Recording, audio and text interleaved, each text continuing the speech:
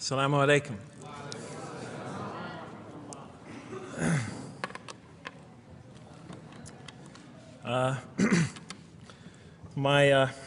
I've come from the University of Kansas. We're playing in the Final Four this very instant. So I want to let you know that you've asked a lot of me today. No, I'm just joking. All right, very briefly, I just want to talk a little bit about what the Quran has to say about the purpose of life. I think this is an extremely important subject, especially for Muslims living in America, because we're sort of a minority, a new religion here, and many people are interested in what we believe. And I think the primary question that people want answered when they first consider another religion is how that religion views the purpose of life, the purpose of of our existence here. And so I'm going to begin, though, talking about an atheist point of view, because I want to talk about what sort of answers the Quran might have for an atheist. So to begin this, I need to talk for about 5 or 10 minutes about what I believe contributed to my becoming an atheist, because I grew up in a Christian family. And then I'll talk for about 45 minutes or so about what I experienced in the Quran and how that sort of changed my perception. So it's very simple. But my wife always says I should summarize what I'm going to do before I talk, because it's easy to get lost in my speeches. And my wife doesn't have a lot of confidence in my speaking ability.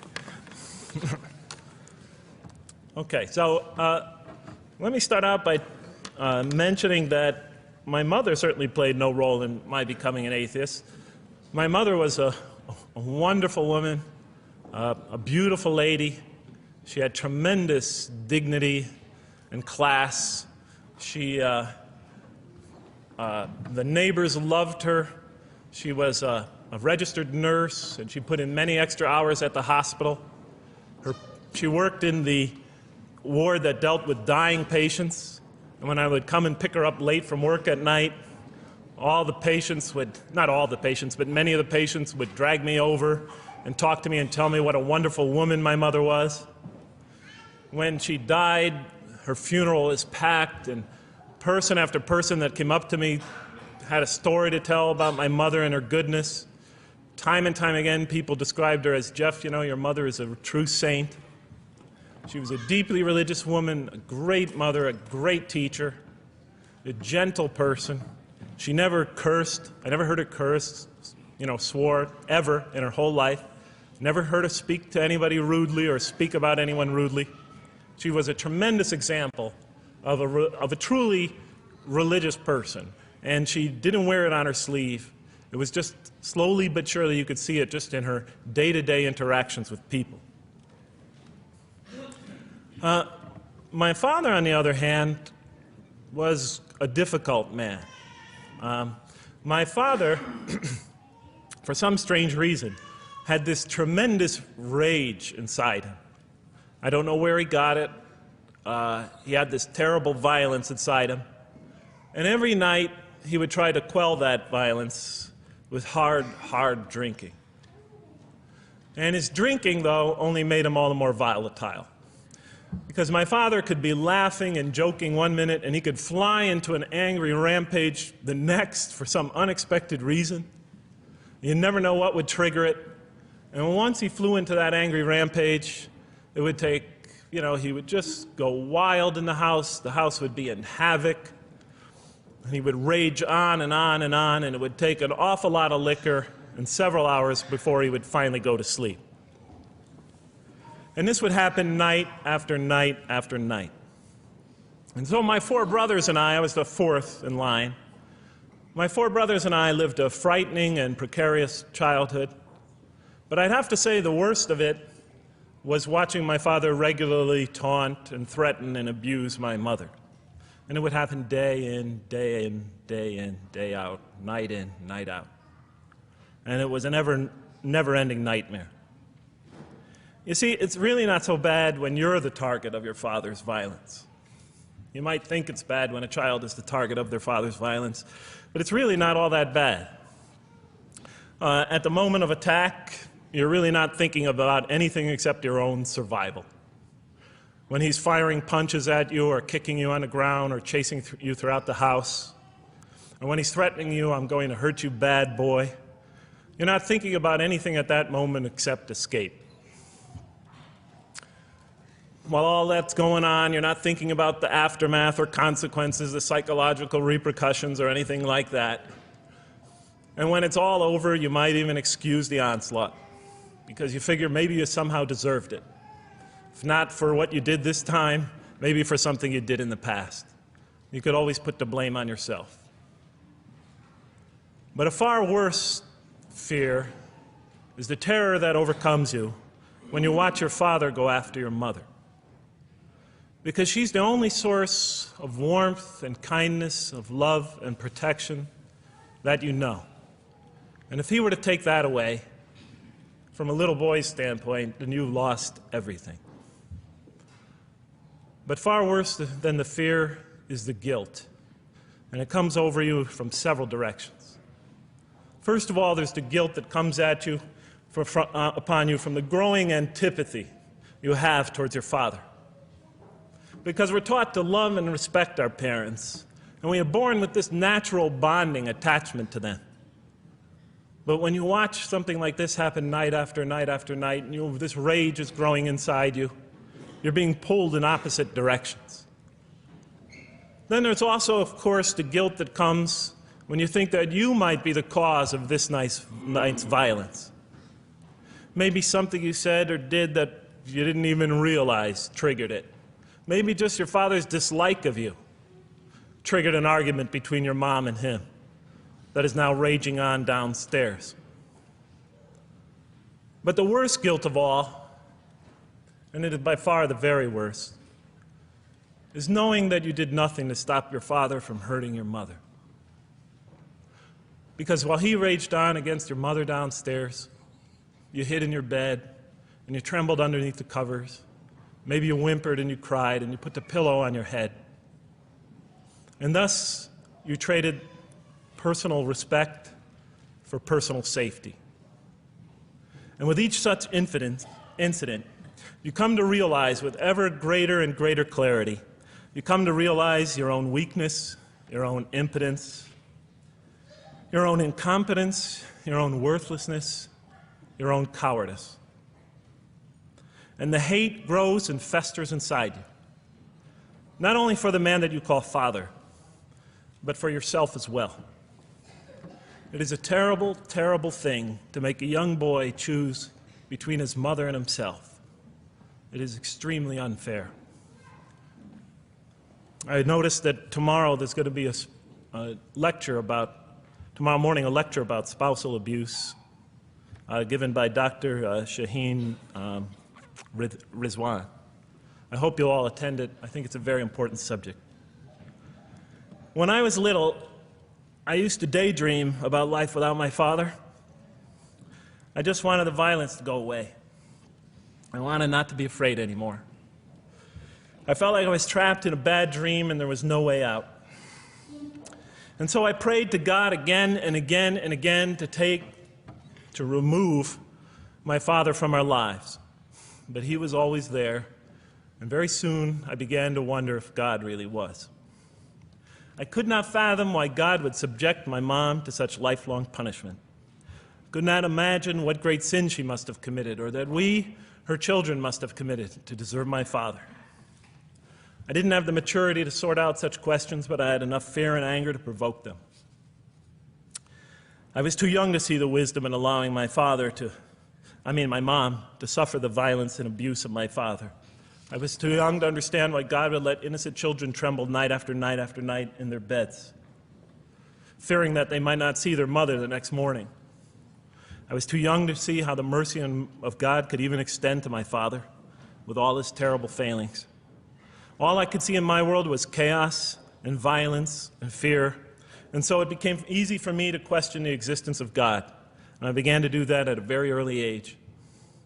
I think I'll even say that the turmoil of the 60s and 70s that's the age when I was a teenager, in the late 60s, early 70s, only reinforced my skepticism. When John and Robert F. Kennedy were assassinated, or Martin Luther King was gunned down, when Vice President Agnew was kicked out of office and Richard Nixon soon after him, when the race riots erupted in city streets like mine, and gang fights erupted in our cities, many of those which I was involved in, when I saw the bizarre and senseless carnage of Vietnam, they all confirmed the lesson that was already ingrained in me and that my father had taught me so well, that the world is dominated by random, consuming, undiscriminating violence. And very soon I began to ask why. Why would God make it that way? Why wouldn't he just pop us into heaven from the first and spare us all this suffering? Why does he let little children in Vietnam get napalmed and run down the street naked on fire when they had done nothing to deserve it? Why does he let the race riots go on? Why does he let the leaders be assassinated? Why does he just let the violence go on and on and on for people who had nothing to do with it? It wasn't of their own making. Why didn't he just make us angels and pop us into heaven if he could make us angels, which I was always taught he could? Why did he make us so susceptible to sin? Why didn't he make us impervious to it, like he made the angels? Is this the best world he could create, I thought? Is this the most perfect world he could create for our existence, for our beginning? I just couldn't figure it. And all the explanations I received from priests and doctors and lawyers, from whoever, spoke to me or taught me, they just didn't make sense to me. In any case, so I became an atheist when I was 16, even though I was going to Catholic school at the time. Declared myself an atheist in one class. It was a confrontation between me and a priest. We were talking about God and the purpose of life. And I expressed my views, and he said, well, then you don't believe in God. I said, well, I guess I don't. And then through my junior and senior year of high school, I got an F in religion, even though I continued to do very well on the tests. In any case, when I was 28, to make a long story short, some friends of mine gave me a copy of the Quran. And one night I was sitting in Diamond Heights, my apartment in Diamond Heights in San Francisco. I was working that time at the University of San Francisco. I was 27, 28 at that time, I can't remember. And I ran out of stuff to read, and I took this gift that my friends gave me and I began to read it. And I came to the first verse. Well, I opened the Quran, read the first page, then the second, and then very quickly, in the second surah, about 37 verses into the Quran, I came upon the story of mankind. And I have to admit, I read through it very quickly. It was about 9, 10 verses long, story of the first man and woman. And I recognized some of the details. It was similar to what I had learned when I was a child, but I noticed that there was something wrong. It was apparent to me that whoever authored this Quran, of course I wasn't a Muslim at the time, so I didn't have any idea who that was, whoever authored this Quran clearly did not understand the real meaning of the story, because they had obviously gotten the details confused. They didn't even understand the whole purpose of the story. And so I just read through it once, and then I read through it again, just to try to see what kind of point the author was making, and then I read through it a third time and a fourth, and then I realized this is something strange going on here. I'm going to read this much more carefully. I'm going to need to go through this story line by line, verse by verse, because it's obvious that the author is trying to bring out another point, and I wasn't quite sure what it was, but definitely he packs a lot of meaning into almost every word. And I thought the writer at least seems to have a great measure of brilliance. And so I'll try to sort of take you through what my experience was as quickly as I can. So I came to the 30th verse of the second surah, Surah Al-Baqarah, and it began like this.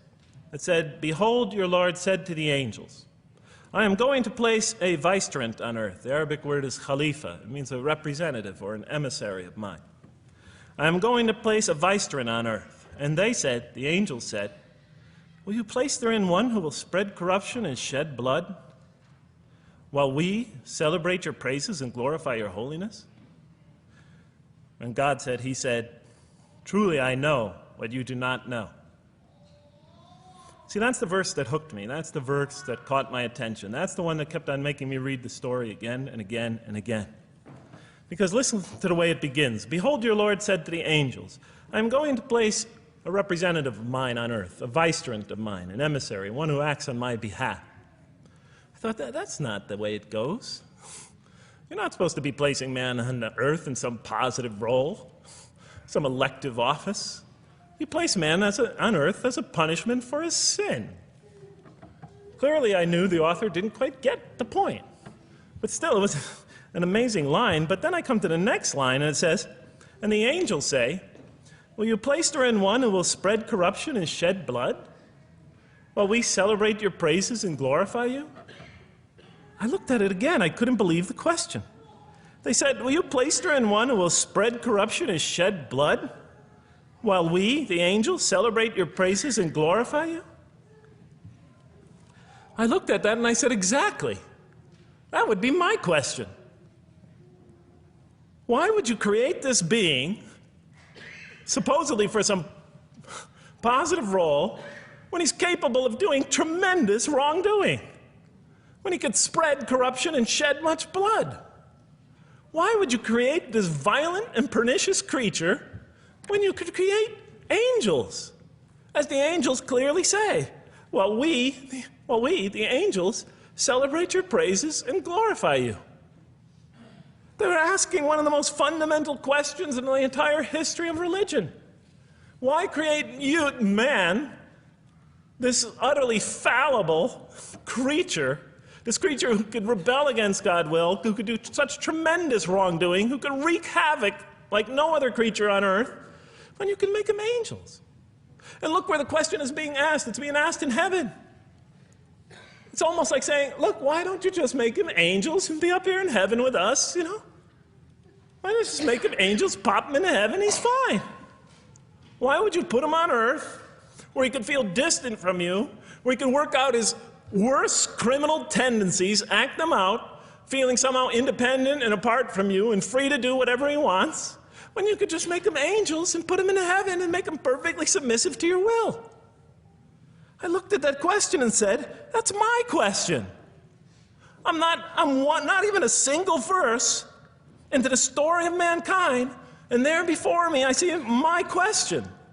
That whole question, everything that I ever thought, everything that I ever experienced, everything that I ever knew was in that question.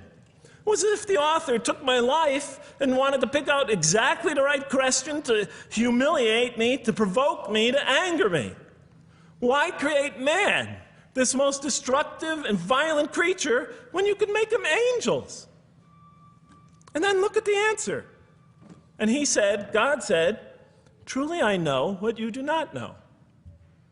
You know, in modern parlance, we would say, I know exactly what I'm doing. I read that and said, what? You know what you do not know? You know exactly what you're doing?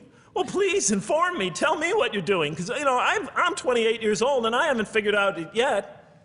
And I have a lot of issues that I'm still dealing with that's connected to this question. You can't just get off that easy. You can't just tell me you know exactly what you're doing. Not after what I've been through. Not after you made me this way.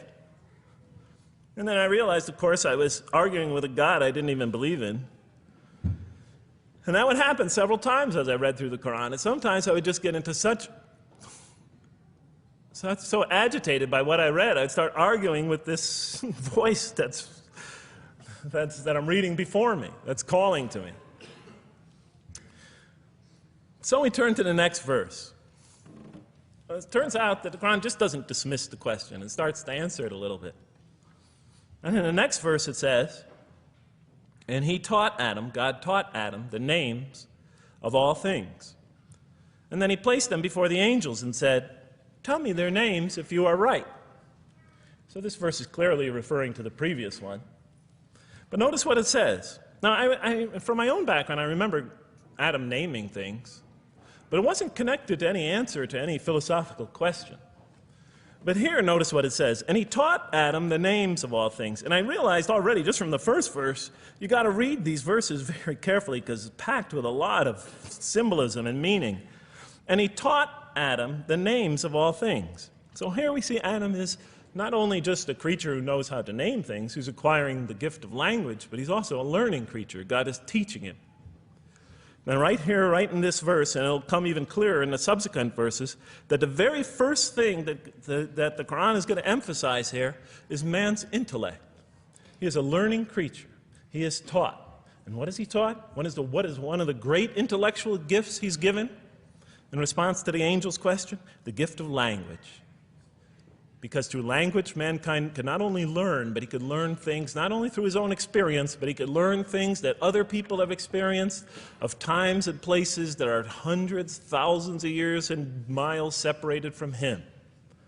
And so that all our knowledge becomes cumulative.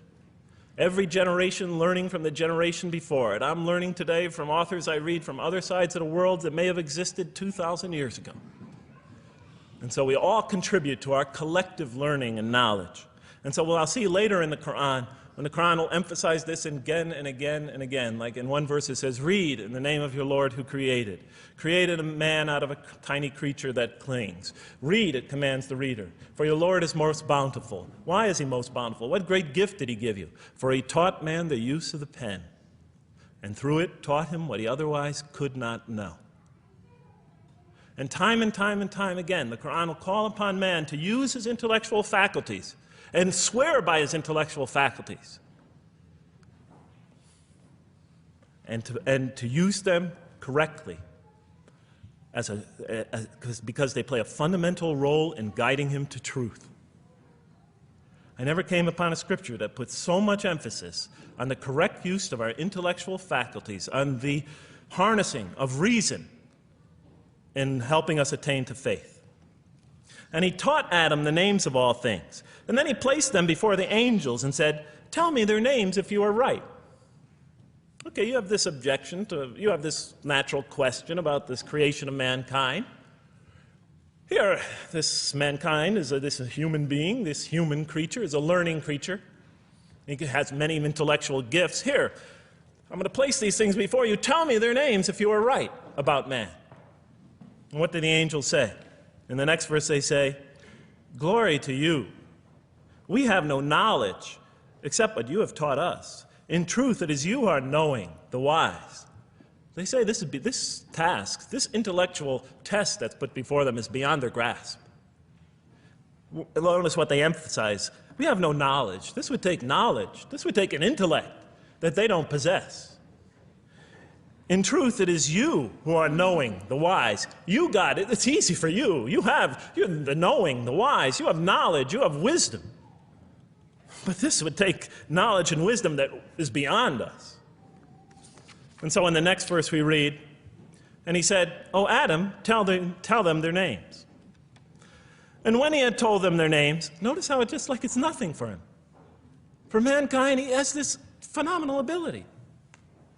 And when he had told them their names, as if it's just a triviality for man, he names them. "O Adam, tell them their names." And when he had told them their names, God said, "Did I not tell you that I know what is unseen in the heavens and the earth? And I know what you reveal and conceal?" And he's clearly going back to the angel's question.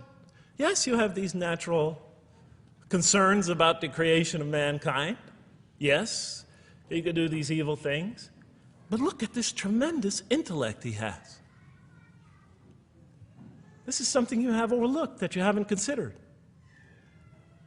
And that's clearly the point of these verses. Even though I felt that the author didn't quite, it was as if I realized that he didn't misunderstand the story.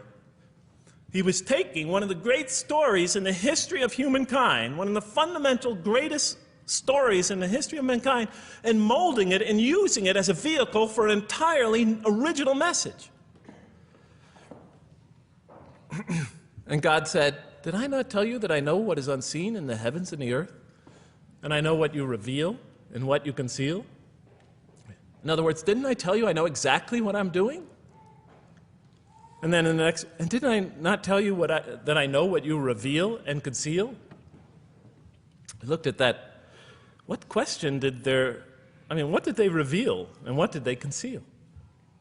What did their question reveal and conceal? I thought about it for a minute. Oh, it's obvious. What did their question reveal? You just go back and look at the question. It revealed the sinful and sinister propensities of man. I mean, it's obvious, right? Why are you all looking at me like that? You're starting to scare me. You're all looking very serious. Am I losing you?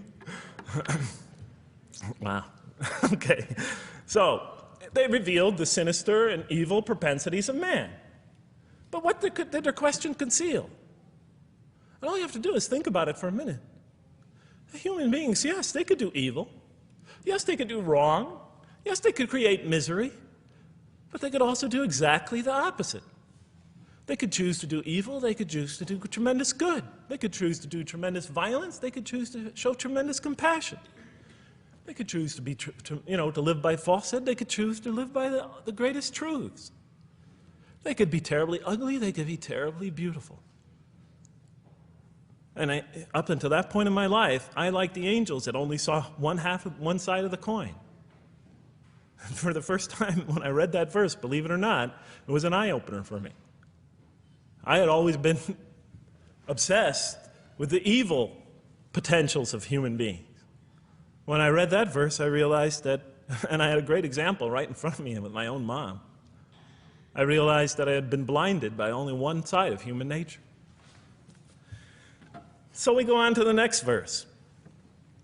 And behold, we said to the angels, bow down to Adam, and they bowed down. But not so Iblis. Iblis is like the father of Satan. Satans, satanic beings, forces, creatures, existences. He refused and was arrogant. He was of those who reject faith. An interesting statement. And behold, we said to the angels, bow down to Adam. And they bowed down. Bowing down could symbolize two things. Bowing down could symbolize the superiority or potential superiority of one being over another, and so they bowed down to them. Bowing down could also mean that they serve that creature in some respect. Of course, the Quran says that all beings serve God, all created beings serve God. But this verse seems to be indicating, and the rest of the Quran will make it clear, that these angelic beings, these angelic entities, will serve the development of mankind. We'll even see later that the satanic beings serve the development of mankind. Both forces, angelic and satanic, will serve the development of mankind. Because one will present man with a choice to do the most altruistic things. The other will simultaneously try to influence man in the opposite direction. And so human beings will be moral creatures, and will have to make moral decisions. And it's in those moral decisions that they will grow spiritually and morally as human beings. And they'll take that into the next life. And the angelic and the satanic forces will be catalysts for those moral choices that they make. They will heighten the human being's awareness of the rightfulness and the wrongfulness of the choice he's about to make. And the self, the soul, the nafs, as they say in Arabic, will have to make the ultimate choice between good and evil. And that choice, that test will come again and again and again as human beings either grow or decline. And those tests will come again and again and again to try to help him towards his spiritual evolution, to bring him back, but that choice is ultimately ours. But I'm getting ahead of myself. And so we said to the angels, bow down to Adam, and they bowed down. But not so Iblis. Iblis is Satan, this rebellious force, this evil prompter, the one who whispers into the human heart. He comes into being. And with the introduction of Satan, we have the introduction of evil, that evil influences on human beings. And notice why Iblis does not bow down. He refuses because he was arrogant. You know, we often hear what's the root of all evil? In the West, it's always money, greed, etc. Here the Quran says that, seems to be saying that the root of all evil is not always material wants. It's not always money, it's not always greed. At the heart of evil is arrogance, putting yourself above all others, of assigning to yourself special priority and neglecting the rights of others, of pride and arrogance and envy, the source of evil. He was of those who reject faith. I looked at that verse and I said, okay, I mean, I get why you would create angels, to sort of influence man in a positive direction. But why in this story now are you introducing Satan? What sort of role was Satan play? And then, of course, you just think about it for a minute and you say, yes. The story is telling us that on one hand, we have these magnanimous urgings come from one direction. On the other hand, we have these satanic urgings coming from another direction. In other words, the Quran is telling us that man is not only a learning creature, but he's a moral creature. He has understanding of right and wrong. And God infuses those, allows those influences to come to him. Man is not only an intelligent being, but a moral being. And so, you know, the Quran is not all that difficult to understand. You just sort of read it, I found, and you just sort of follow your nose through it and see what it's saying. I'm sure, as most of you in this audience know. Okay, so we see that man is not only a learning creature, but he is a moral being as well. There's another verse in the Quran that says, by the soul and that which whispers into it, or which breathes into it. It's morality, it's immorality, and it's God consciousness. Both of these we are under the influence of. And God allows us to be under the influences of. He creates us to be exposed to both influences. And then the verse says, truly he is successful who causes it to grow. Causes his soul, his self, his real self to grow. And truly he is lost who stunts it, who disallows, who destroys his personal growth. So mankind is not only an intellectual being, but a moral being. And we said in the next verse, O Adam, dwell you and your spouse in the garden, and eat freely thereof what you wish, and eat freely thereof what you wish. But come not near this tree, for then you will be among the wrongdoers. I looked at this verse and I was, starting to wonder if the author was drifting back to the old story again. I was confused. And we said, O Adam, dwell you and your spouse in the garden, and eat freely thereof what you wish, but come not near this tree, for you will be among the wrongdoers.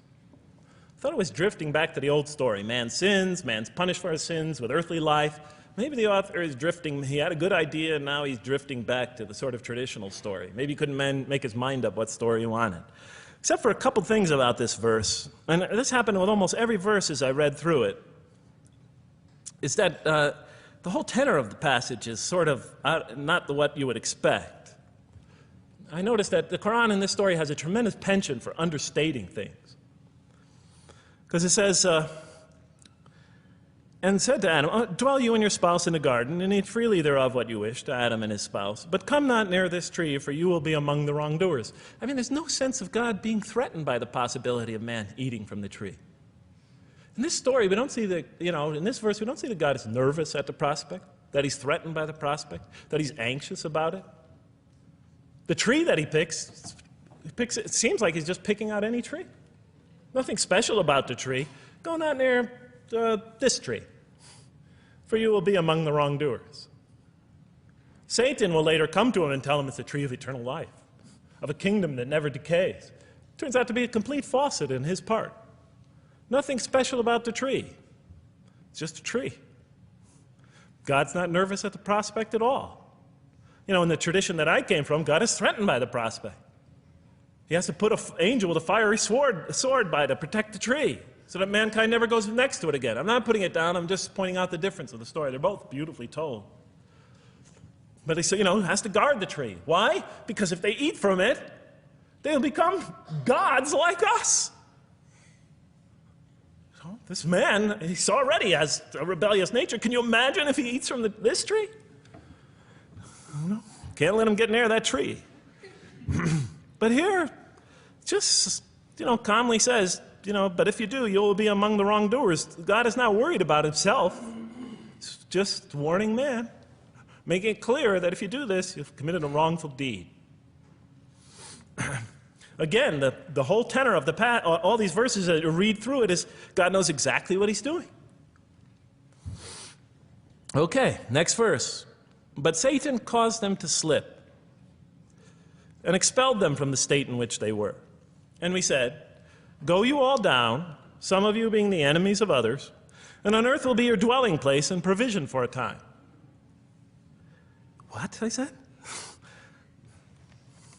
I mean, you know, I was expecting now the rage, the anger, the violence, the jealousy.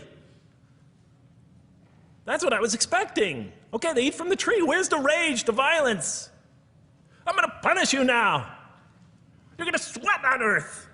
And you're going to suffer, and you're going to stub your toe, and you're going to work, and you're going to labor. And you're going to die there for what you did. And where's the woman? All right? And the woman. All right? She's the one who's going to suffer the most. Right?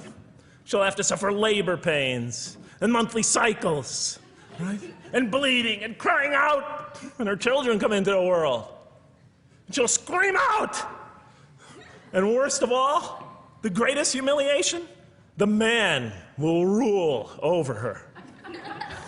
When he's obviously her intellectual inferior because she and the angels seduced, she and Satan seduced him, and he just bumbled along and committed a real, wrong deed. Well, I don't mean to make light of it. But the story is obviously different, though. No threat here. As a matter of fact, look at the way it says, "O Adam, dwell you and your spouse in the garden, and eat freely thereof what you wish. But come not near this tree, for you will be among the wrongdoers." Then they make the mistake. But Satan caused them to slip and expelled them from the state in which they were. And we said, "Go all you down, some of you being enemies of others, will be adversaries of others. Some of you will be adversaries of each other, and on earth will be your dwelling place and provision for a time." This is not a deity losing it. If you look at it, I mean, on earth will be your dwelling place and provision for a time. That's not the words of a God that is lost, that is really extremely upset. On earth will be your dwelling place and provision for a time. When I walked into the hotel today, and they said, and it's this nice one up here, I don't know the name, I can't remember the name of it, but it has a continental breakfast.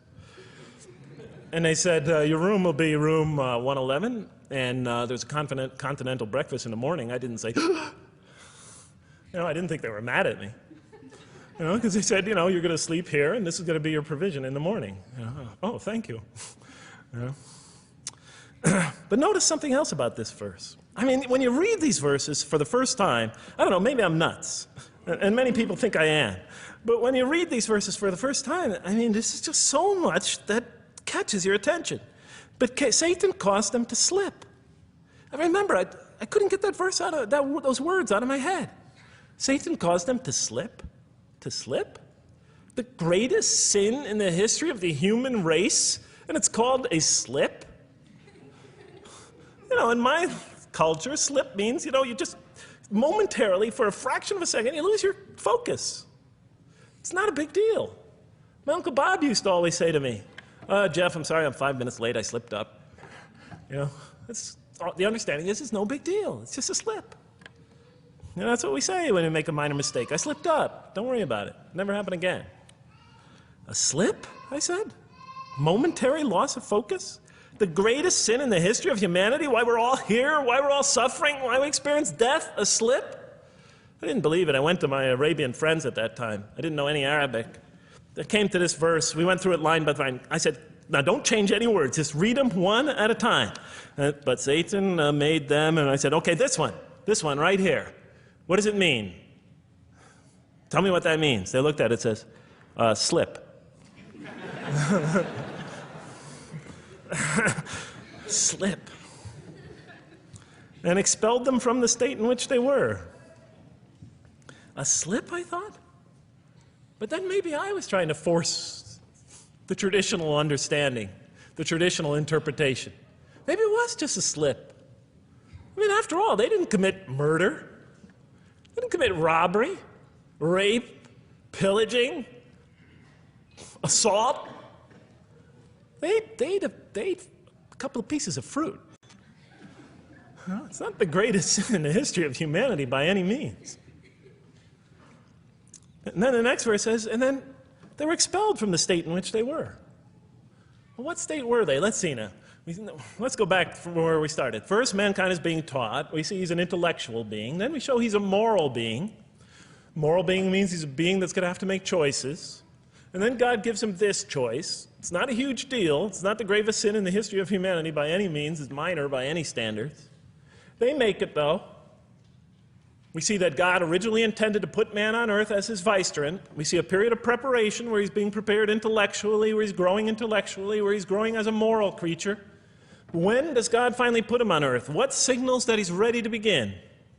He makes his first independent choice. It's not the worst deed in the history of humanity. It's minor on anybody's scale, but it shows that mankind is ready to act on his own, to be his own, to make his own choices, that God has empowered him to make choices, and he's ready to make them and carry them out, and see them most often to their expected ends, if God wills. And that seems to be the only real significance of it. But I thought, maybe I'm getting this wrong. Maybe God just blows off into an angry rampage the next verse. So I look at the next one and it says, and then Adam received words from his Lord. And God turned to him mercifully, for he's oft returning, ever merciful. Well, if I had any doubts up till now that God is not enraged by what this has happened, that God hasn't prepared mankind for this choice, for what was eventually going to happen, that all this was preparation for mankind to begin his earthly sojourn in this famous allegory. If I had any doubts before now, I had them, certainly didn't have them after reading this verse. This verse is entirely consoling, reaching and merciful, reaching out to mankind in mercy. Mankind goes to earth. He's obviously afraid. He obviously feels remorse. He's in an unfamiliar environment. And what does God do? He turns to him. He turns to him. In Arabic, the word has the meaning of like a father turning towards an infant or a child or somebody, or a parent, a mother turning towards her child. And he turns to him mercifully, and for God is oft returning, ever merciful. And Adam receives words from his Lord. What kind of words? Probably words of consolation, words of hope, words tell him not to be scared. And in the next verse, we see those are exactly the type of words that Adam receives. He says, go down, Adam and his spouse. Go down from this state, all of you together. Repeating that again, just so that we know that this is not a punishment here. Go down from this state, all of you together, and truly there will come to you guidance from me. And whoever follows my guidance has nothing to fear, nor shall they grieve. It is an emotional picture. This young couple is here, in fear and in shame, feeling remorse, and God reaches out to them and turns towards them and tells them, you have nothing to fear, nor shall you grieve. I know this is tough for you, but you've been prepared for it up till now, through your entire existence. It had to happen. This is a necessary stage in your development, in your growth, but just hang in there, follow my guidance, be true to me and I'll be true to you, I'll guide you, I'll help you, I'll do whatever you need. Just follow my guidance and you have nothing to fear, nor shall you grieve. Okay. So I was impressed. I thought this author, whom I didn't know, I thought was extremely brilliant. Because the story is entirely coherent, but it's bringing out entirely new meaning. And it's stressing some things in the human equation that I would never have normally thought of. Actually, I thought these sort of things argued against the existence of God. Here, the author was using them to say, look at these. These play a fundamental role in the purpose of life. What? Intellect. Human beings have intellect. Right. In response to the angel's question, they are moral creatures, and they are subjected to evil and angelic promptings. And they have to choose between them again and again and again throughout their existence. And their growth, which the Quran talks about frequently, is going to depend on that. We're here to grow, as we will see. But it emphasizes choice. Human beings are creatures of choice. It also emphasizes suffering. Suffering. Hey, that's pretty nice writing. It also emphasizes suffering. Human beings are going to suffer here on earth. That's the first thing that the story mentions. Spread corruption and shed blood? Havoc, suffering, pain? Yes, these three things play a central role somehow, the story is saying, in our development on earth, in our very purpose of our development. These are the three things we've always had the most trouble grappling with, all theologies have. Why give us intellect if it leads us often to challenge in our minds the existence of God? If we can't reconcile the existence of God with our minds, with our reason, why give us choice if we could choose to do wrong? Just make us angels. Why let us suffer so on earth? Just pop us into heaven. And here the Quran is telling that these play essential roles in our attaining of faith. Not only these, of course, it also mentions guidance, God's forgiveness, revelation, etc., angelic forces, satanic temptation. It mentions all these other things as well, but these three essentially really caught my attention. I never expected that these three things would be emphasized. And so as I read through the Quran, I looked, anytime I saw anything that seemed to relate to this, I would write down notes and underline it. You know, and I would walk up and down in San Francisco with my pen as I'm walking, because I like to walk about 7 miles every day, and I'd be underlining. My friends would always say, "Jeff, what book are you reading?" And I would lie to them. I'd tell them, "Oh, it's a great novel or something." You know, I didn't want them to know that I was reading the Quran.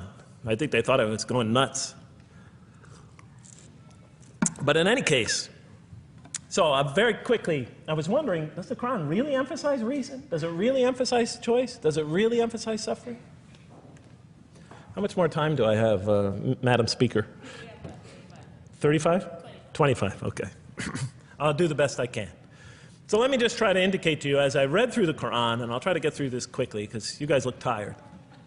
And I know you're interested to find out how that basketball game is turning out. Let's see, does the Quran really emphasize reason as essential to human growth, to this experience we're having on earth, to our very purpose? And the answer is definitely yes. So much so that even Western Orientalists, people who wrote against the Quran, said that this is a major feature of the Quran, a feature that you cannot miss. Henri Lemens, writing in the early part of this century, one of the famous Orientalists, you know, who wrote very much against Muslims, hoping to unseat them from their religious belief. He wrote, "The Quran," and this is his quote, "is not far from considering unbelief as an infirmity of the human mind." Unbelief is, he thought, and he was saying it mockingly, is like, you know, you can't think straight. You're not using your mind right, as my father used to say. Maxime Rodinson wrote at length about the rationalistic approach of the Quran to faith. And this rational tone of the Quran is one of its most salient features, beyond doubt. I'll just give you a few quotations. One of its fundamental themes is that people ignore or reject God's signs and corrupt religion precisely because they do not use their reason. And the Quran will say that again and again and again. The Quran says about the disbelievers, they refuse to reason and are a people who do not reason. I have 7 such quotes in the Quran. The Quran will say, "Will you not reason?" It mentions that 14 times to the reader.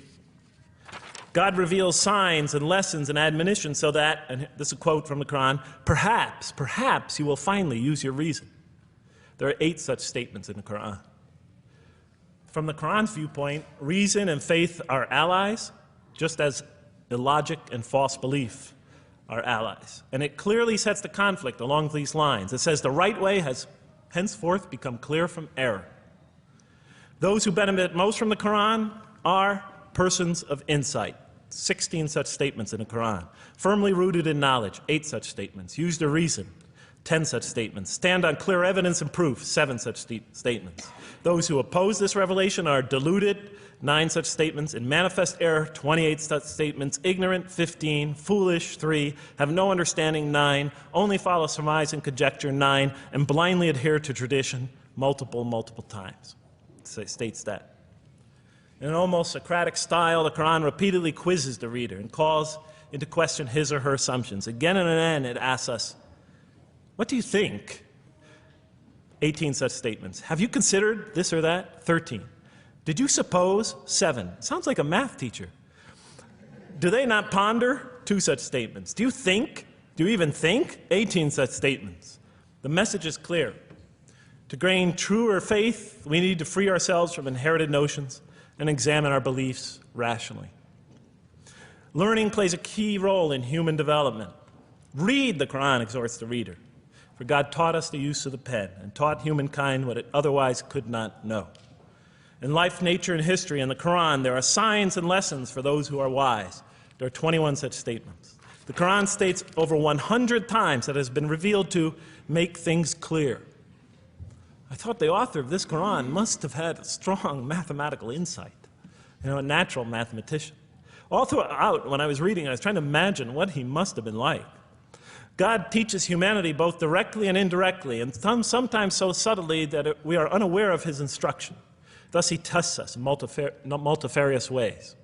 Of course, I just want to make it clear, Muslims believe God himself is the author of the Quran. Sometimes I give this speech and people come away and ask me, Jeff, who is the author of the Quran anyway? But I didn't know. So I was just trying to figure it out. Repetition is indicative of the importance given to certain ideas. It should be observed that the Arabic word for knowledge in the Quran, ilm, appears 854 times in the text in its various forms. It's one of the most frequently occurring words. So the Quran really does put great emphasis on reason in our spiritual quest. Does it put great emphasis on choice? Well, here's what it has to say. Let there be no compulsion in religion. The right way is henceforth clear from error. It's a choice, and it must be freely made. And it's a choice between correctness and error, between right and error, between reason and falsity. Had God willed, he could have indeed guided you all, it says in the Quran. I went, why not, I thought. Why not just guide us all? Why let some of us choose to go this way and that way? The Quran is constantly provoking me as I read it. Do not the unbelievers know that had God willed, he could have guided all mankind? Oh, do not the believers know that had God willed, he could have guided all mankind? Okay, I'm an unbeliever, I thought. Tell me, why didn't you guide all mankind? If you want us to be in conformity of your will, just make us that way. And if we had so willed, we could have given every soul its guidance. Why did you let us be creatures of choice? Just program us to do the right thing. Never make a wrong choice. Had God willed, he could have made us all one community. He could have made us clones of one another. But he didn't. It wasn't part of his plan. Enlightenment has come from your Lord. He who sees does so to his own good. He who is blind is so to his own hurt. It's your choice. Says it again and again in the Quran. Remember when I was reading this, I was a disbeliever. And this scripture is constantly reminding me, it's your choice, Jeff. It's no compulsion in this. It's your choice. It's up to you. You're probably not reasoning correctly here. Think a little harder. Come on, try. It's just a few more steps. And whoever is guided is only to his own gain, and whoever is stray, I am only a warner. It's your choice. We have revealed to you the book with the truth for mankind. He who lets himself be guided does so for his own good. He who goes astray, it's to his own hurt. It's his choice. There are many, many such references. I'll stop there. But you get the point. The Quran clearly emphasizes that choice plays a key role in our development. But what about suffering? I mean, suffering's the biggie, right? I mean, that's the real major question. What does the Quran have to say about suffering? Because every religion deals with suffering in a different way. It's either something you have to be saved from, and so some religions stress salvation, or it's something that you have to sort of transcend through meditation and training so you can sort of not feel it so much, get above it and beyond it. Some religions see it as primarily punishment. Some of the more ancient religions see it as the result of the precarious and whimsical, control of many gods working against each other, playing with human beings. Different religions have dealt with it in different ways. But almost all of them, I would indeed say all of them, have sort of seen it as something not so good. So let's see what the Quran has to say about it. Something to be avoided, to transcended, to be saved from. The Quran says just the opposite. You are going to experience it. You will suffer in this life. And it plays a fundamental role in your development and your growth and in what you are to become. This scripture didn't just say you're going to experience it. It said you should embrace it. You should struggle through it. Your life should be a struggle, it says. It should be a jihad. Yeah, right? But that's what it says. Jihad means struggle. When the Quran most says jihad, it's very seldom, it's most often not in the context of fighting. Qital is the Arabic word for fighting. But you know, it says even in the Mecca verses, long before Muslims had to defend themselves against their oppressors, it mentions that you have to struggle in the path of God. With the Quran, it even says. Struggle in the path of God with this Quran. Life is a struggle. It says in one verse, most assuredly we will try you with something of danger and hunger and the loss of worldly goods, with the loss of your lives and the fruits of your labor. Most assuredly we will try you. It's not just talking about evil people, good people. But give the good news, the glad tidings. Be happy for those who are patient in adversity and suffering. Good news, I thought? Doesn't the author understand the terrible effects of suffering? Give the good news to those who are patient through adversity, who when calamity befalls them say, truly unto God we belong and truly unto him we shall return. In other words, that this could benefit them. It was a remarkable statement. Here's another one. Do you think that you can enter paradise without having the like of those who passed away before you? And the next verses start to explain these people were good people who suffered terribly. Do you think that you can enter paradise without going through the same? Why, I thought? Why do we have to suffer in life? Misfortune and hardship befell them, and so shaken were they that the apostle and the believers with him would exclaim, when will God's help come? These are good people. When will God's help come? Oh, truly, God's help is always near. You will certainly be tried in your possessions and yourselves, the Quran tells the reader. You're going to face hardship. It's guaranteed. Every soul must taste of death, and may try you with calamity and prosperity, both as a means of trial. And to us you are returned. You are going to have hardship here. There is going to be no heaven on earth. This environment is made to be an environment of adversity. It is made to be an environment where you have to work, where you have to struggle, where you have to strive. And it plays a key role. Oh man, truly you've been toiling to your Lord in painful toil, but you shall meet him. You're toiling, yes, but you shall meet him. We certainly created man to face distress. What, I thought? We certainly have created man to face distress. You made us to face distress? Does he think that no one has power over him? Sometimes people get, so down, they just think, oh, this can't be a God. Look how I'm suffering. He will say, I have wasted much wealth. Some people just become totally devoted to worldly aims. Does he think that no one sees him? Have we not given him 2 eyes to see with, a tongue, and 2 lips to communicate with, to learn from by communicating? Can't he see around him? Can't he tell from communication with other people? Haven't we pointed out to him the 2 conspicuous ways? What are the 2 conspicuous ways? But he attempts not the uphill climb. One of them is the uphill climb. And it says this is the way you should be pursuing. And what will make you comprehend the uphill climb? It is to free a slave, or to feed in a day of hunger, an orphan nearly related, or the poor one lying in the dust. Then he or she is of those who believe, and exhorts one another to patience, and exhorts one another to mercy. You have not attained to faith until you struggle the uphill climb. It's telling us. You should pursue the uphill climb. What is the uphill climb?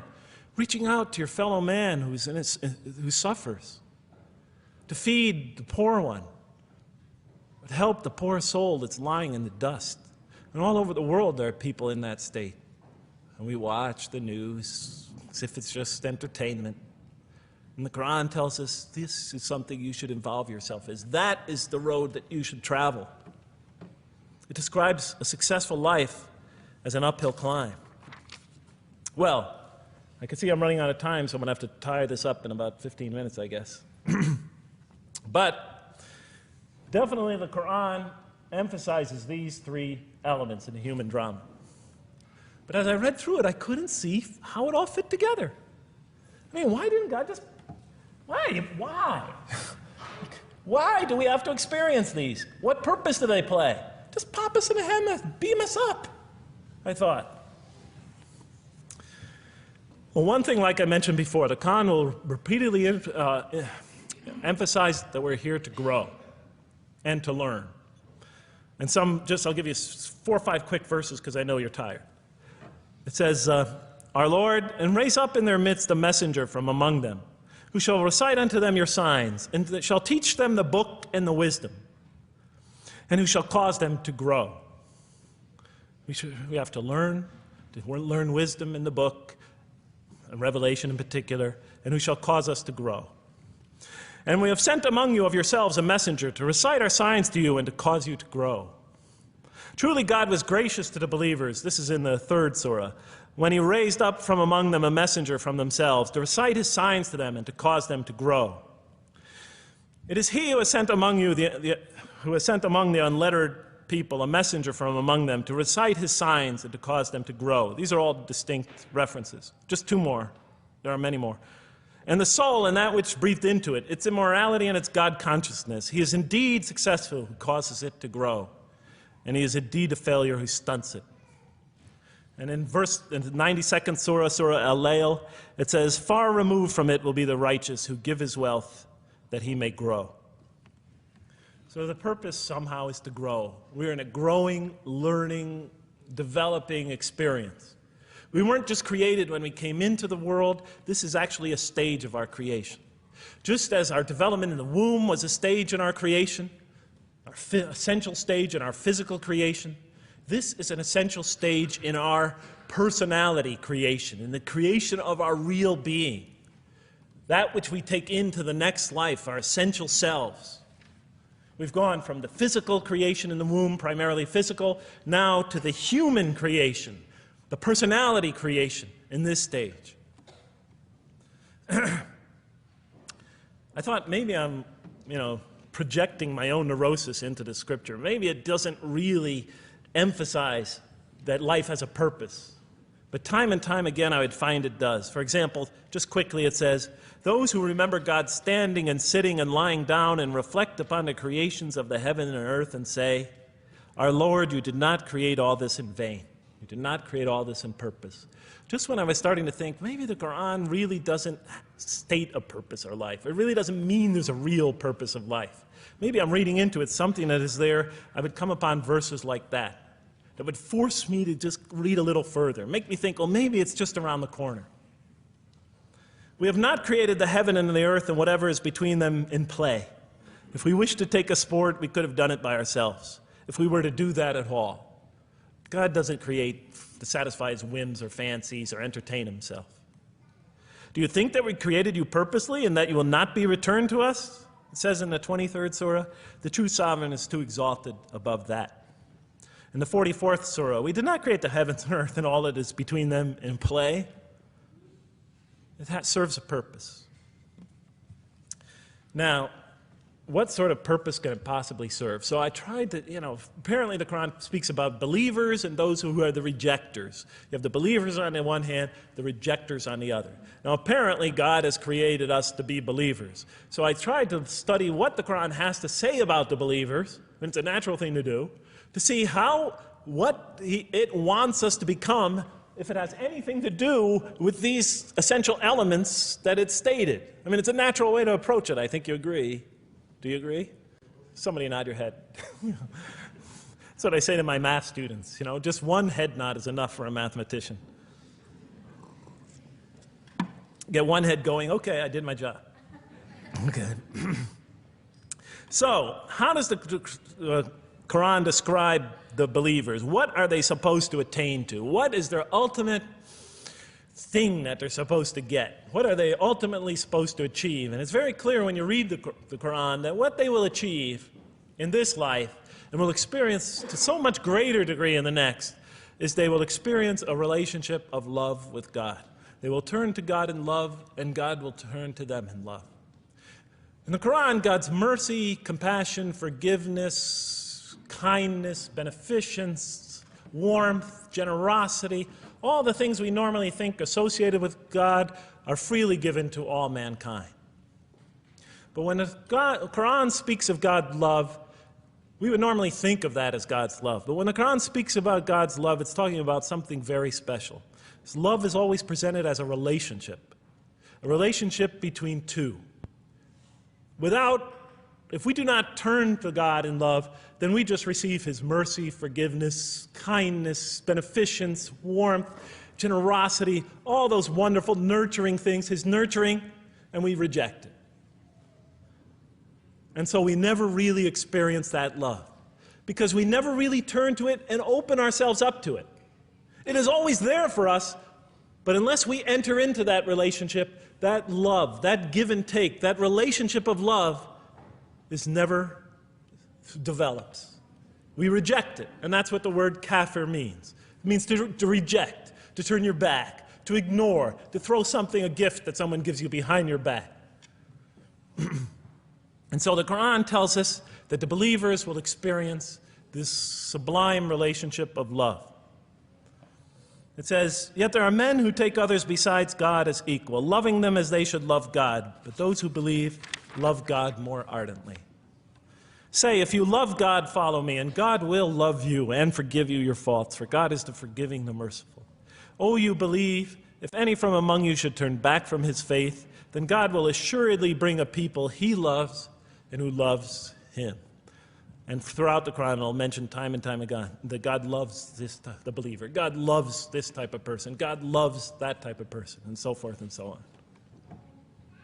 So it's quite, and I'm trying to pick the speed up here, so you'll have to excuse me for that. But it is apparent from the Quran that one of the purposes of creation, maybe the essential purpose of the creation, is to produce from this subset of humanity that will freely enter a relationship of love with God. They will not only experience the beauty of other relationships in their lives, but this love that they will experience with God is the sublime experience that they will enjoy. Not only in this life, but infinitely greater in the next, when all the distractions, all the masks are stripped away. Okay, I thought, you created us to love you, for us to turn to you in love and to experience your love, to receive and experience your love. But why do you need these? Just pop us into heaven, love us, and make us love you. Program us to love you. You'll make my dog love me. Do the same sort of thing. I kept on coming back to the same issue. Just do it. Okay. Still couldn't see it, and I was almost through the Quran, and I thought either I'm dumb or this scripture just never really got to it. Okay, so I didn't give up. I thought, okay, what's the next natural thing to do? Okay, so we're here to develop this relationship of love with God. The Quran tells us that, if we are believers and we do good, we'll experience great joy and peace in this life, not only through our relationship with God, but through complementary relationships with all the people around us in this world will be a one for us of peace and serenity, even though we have to struggle and survive and suffer. But I couldn't see, how this all tied in with this suffering business and why He couldn't just put us into heaven. So what's the next natural thing to say? Okay, so we're created to have this relationship of love with God, to enter this relationship, to experience and receive all that He has to offer us. So the natural thing to do is to study the two partners in that relationship. What does the Quran have to say about us, the believer? What does it ask of him and her? What does it require of them? And then what does the Quran tell us about God? And then is there some essential nexus, some essential connection between them, and does it have anything to do with these? Because if the Quran doesn't show that, then the essential link that links all this together, that pieces it all together, is missing. And as I thought to myself, whoever this author is, and by now I knew he had fantastic genius, even though he came from the primitive confines of the most backward, most uncivilized sector of humanity, of people that had no literary history, really, to speak of, no great works of literature, no scriptures that preceded him, even though he came from the desert of culture, even though this came out of that environment, and the mind behind it had to be tremendously and phenomenally genius to come out of that surrounding and produce something like this. If that essential link was missing, I knew that, he was great, but, and extremely great. But, what do you expect? How could anybody answer those questions? Nobody in the history of humanity has been able to answer them. Okay, so I thought, first I'll see what the Quran has to say about the believers. What does it require of them? Then what it has to say about God, and see if there's some essential link. Are you following me? You're giving me the note. Get off the stage. Okay, I'll do my best. It's a deep subject. We're almost done. Bear with me a few more minutes. I'm sorry, really. I know Siraj Wahaj, when he gives these sort of speeches, he always says, okay, I'm finishing up now, and then 10 minutes later he says, you thought I was telling you to... I won't say that, but just give me a few more minutes. Bear with me. Okay, quickly. What does the Quran ask of the believers? From the Quran's many exhortations and its descriptions of acts and types of individuals loved by God, it's not difficult to compose a partial list of things that the Quran wants us to do, which it calls good deeds, time and time again. To believe in God, to have faith in God, to have a relationship with God, and to do good. So what does it describe as these good deeds? Well, as I read through the Quran, it says that, can I take this away? Remember, intellect, choice, suffering. It says we should show compassion. Show compassion. We should be merciful. I have the references here, but just excuse me, I'm not going to list them all. We're running out of time. We should be forgiving. Forgive others. We should be just. We should protect the weak and defend the oppressed. Defend the oppressed. We should seek knowledge and wisdom. Knowledge, wisdom. Bear with me, ladies and gentlemen. We should be generous, truthful, and we should be peaceful. And we should love our fellow man. Love others. I'll just give you one verse because I know we're running out of time, Madam Speaker. Truly those who believe and do good will the most merciful endow with love. And to this end we have made this scripture easy to understand in your own tongue, so that you might convey a glad tiding to the God-conscious and warn those given to contention. So, to this end we have made this easy to understand, so that we'll learn to love others. Okay, that's all I'll say about that. I would like to say a lot more, but I don't have time. Now, what does the Quran tell us about God? You have to realize I'm just about through with the Quran here, my first time reading it. And now I was really caught. I searched my head. What does the Quran tell us about God? It tells us nothing could be compared to him. That he's outside anything that we may compare to. That our definitions do not encompass him. That our reason cannot comprehend him. That he is transcendent and we are finite. That he is immortal, he transcends time and space and we are bound by it. That he is immortal, we are mortal. He is uncorporeal, we are corporeal. That we have no way of comparing ourselves to him. Nothing could be compared to him. I thought, oh my God, I'm so close and yet so far.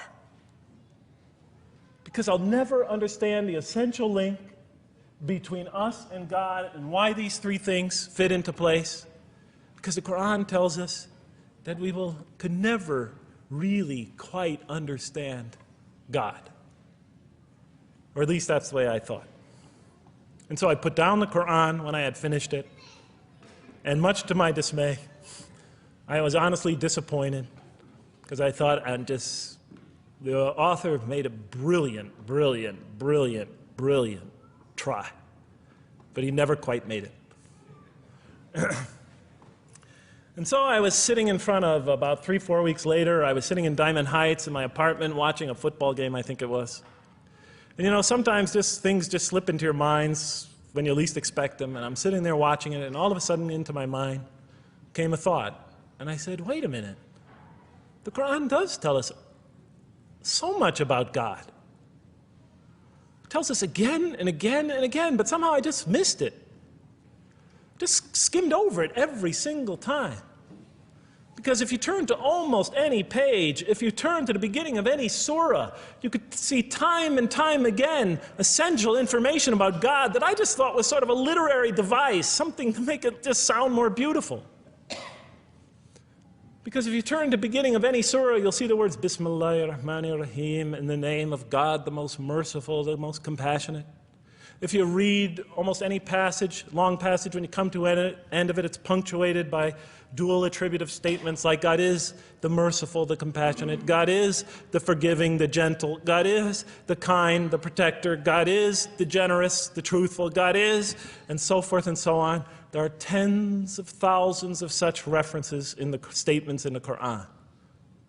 What the Quran defines as God's most beautiful names, his attributes of perfection, repeated again and again and again on almost every page. And as I sat there, sitting by the television, I started to jot them down in my, on my little piece of notebook there. Same notebook I used to jot these down before. And I began to list from my own mind the attributes of perfection as I remembered them. And they were, God is the compassionate. God is the merciful. God is the forgiving. God is the just, the protector, the defender of the oppressed and the weak, the knowing, the wise, the generous, the kind, the truthful, the loving, the peaceful, the source of all peace, the truth, and so forth and so on. Every item I had listed in my list for the qualities that we human beings are supposed to develop, the Quran was telling me had its infinite source and perfection in Allah, in God. And then all of a sudden, all the pieces fell together. Then I suddenly saw it, as I see most of you probably see as well. That now, suddenly it all began to make sense to me. In what way do I say that? Well, it was now obvious why we had to develop these qualities. It was now obvious how these things on the floor here fell into place. And I'll just say it clearly. We're here to develop a relationship with God, to become closer to God. But how can you become closer to God when he's transcendent and you're finite, when he's immortal and you're immortal, vice versa? When he's immortal and you're mortal, when he's unbound, fettered by time and space, and you are, and so forth and so on. How can you become close to that one? If I want to become close to you, I need to have something to share with you, something that we have in common. So, for example, if I want to come close to this young man here physically, I'll approach him, because we both have bodies, and I can position my body closer to him. Physical presence, bodily presence, is something we both share. If I want to become closer to that gentleman back there, if I want to become closer to him intellectually, I'll reason with him so we will have a convergence of minds, because we both possess reason. If I want to become closer to one of my sisters on this side emotionally, I'll try to appeal to their sentiments, because we both share feelings and similar types of experiences that generate those feelings.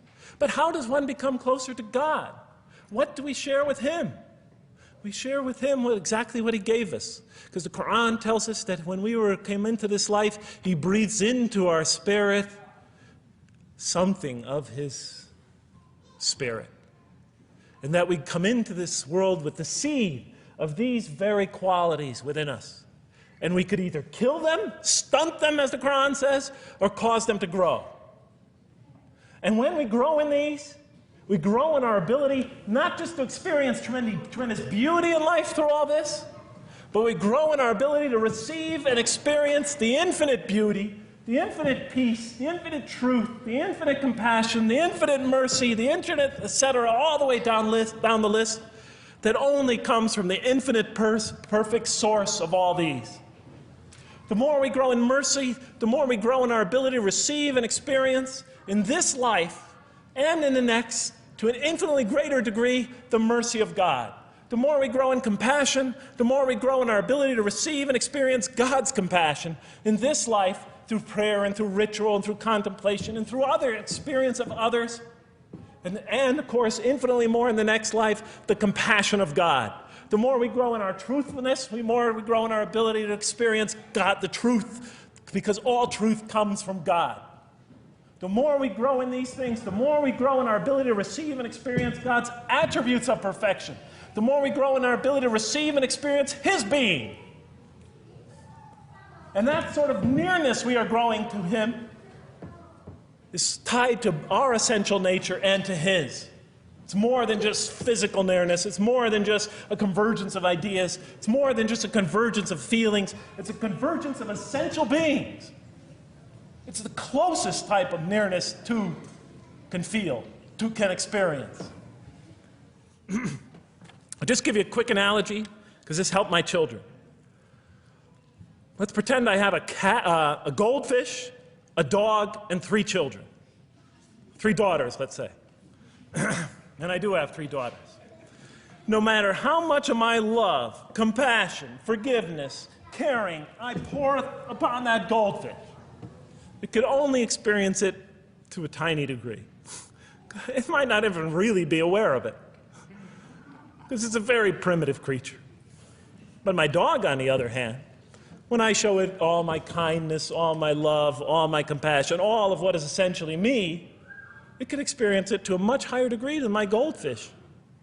And through its interaction with me, through its own trying to give its own self to me, we could experience a quite wonderful relationship. But my children, especially as they grow older and go through their own experience and their own development, could receive and experience all the love and the compassion and the forgiveness and the caring and the generosity and the protection, everything I have to offer. They could experience my being to a much higher degree than my dog ever can. And we could have a relationship of beauty that I could never have with my dog. As much as I love animals, having had 3 daughters, I know that the relationship that you have with 3 beautiful daughters could never even come close. No other relationship could approximate that. Of course, my relationship with my wife is also extremely beautiful, and she might hear this today. And she's a wonderful woman, really. I mean, she's the source of so much beauty. But, okay, Madam Chairman, I am ready. So that seems to bring it all together. So now, I thought, wait a minute. That doesn't explain this. Why the intellect? Why the choice? Why the suffering? I thought, you almost had me, this Quran. You almost duped me. You almost tricked me, seduced me into accepting this philosophy. But wait a minute. What about intellect, choice, suffering? Why do we have to experience these? Why couldn't you just programmed us to be merciful, compassionate, forgiving, etc.? Why do we have to go through all this? And then, of course, the answer came to me as quickly as I thought of it. So we are creatures, and we grow, and we become. And yes, and you could make us anything you want, but you can't contain any of those attributes I listed without these 3 things. In mathematics, we try, 3 premises that go into, proving a theorem. We try to see if we could take one of them away, and if it's essential. And all 3 of these are definitely essential. For example, you could program a computer never to make an incorrect statement, but it doesn't become a truthful computer. Never heard anybody say to me, Jeff, this Macintosh is the most truthful computer I ever saw. If it's programmed, it's not truth. You could program a CAT scan to help the sick, but it doesn't become compassionate. Never heard a doctor say, Jeff, if you want to see a compassionate CAT scan, you come right over here. Right? Because all those things, compassion, forgiveness, truth, caring, love, all are born out of choice, suffering, and reason. In order to do a compassionate deed, when we consider reaching out to someone in compassion, that person, first of all, that's inconceivable without the presence of suffering, an environment where there's suffering. And when we decide to help them or not, we reason in our minds, what is this going to require of me? It's going to require some suffering on my part, some in my giving of myself. And without that mental process, it doesn't become a compassionate deed. And if it isn't by choice, it's not a compassionate deed. It's that choice that makes it compassionate. Same thing with truth. Truth is a choice between telling the truth or not telling the truth. Oftentimes we tell it when we're at risk to our own personal loss. The more suffering that might come out of that choice, the greater is the truth behind it, the greater an act of truthfulness. And all the time we have to weigh the consequences of that choice. If I tell the truth there, my teacher's going to give me an F. If I don't tell the truth, I might get an A. We weigh it in our mind. Last example, the famous wedding vow. Do you take this woman to be your wife in sickness and in health, for richer or for poorer, until death do you part? What are they asking us? Do you knowingly make this choice, understanding full well what's at stake here? That it might involve richness but poverty, health or sickness, that suffering's going to be involved until death. Once a young lady told me, you never really loved me. Because when the growing got tough, when things got hard, when we hit rock bottom, when my life fell apart, you just got up and left. And she was right. And she understood full well that that's what love is all about. It is through giving and suffering together and hanging in there with each other and not bailing out and persevering through suffering, making that choice and knowing what you're doing. All those three things are essential. So it's very easy to see why the Quran stresses these. Because in order for us to grow in these, I've dropped it, we have to have these. And that's why it's very easy to see, ladies and gentlemen, why the Quran, 30 seconds, Madam Chairman, why the Quran talks about sin as self-destruction. The Quran says when we sin, we commit, the Arabic word is dhulm, or zulm, however dialect you have. Dhulm against ourselves. We oppress, we destroy ourselves. Because when we don't grow in these, when we grow in the very opposite of these, we are literally destroying ourselves. When we grow into the things that are antithetical to these, we are destroying our natures and will not allow ourselves to receive and experience the beauty that could be in store for us this life and the next.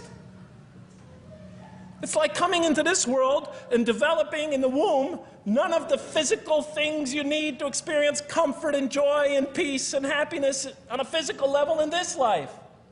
It's as if you're coming into this life and you've destroyed yourself physically somehow in the womb, and you came into it and you had nothing to protect you from the cold, from the heat, from the harshness of the elements, from germs, from disease, nothing to protect you, nothing to satisfy, give you the ability to satisfy your thirst or your hunger, nothing for you to experience any physical comfort.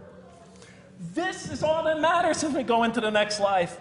If we don't develop these through our relationship with God, our very purpose of our being, then we will experience terrible suffering in this life, worse than if we came into this life in a physical state that didn't avail us of any of the comfort of this life.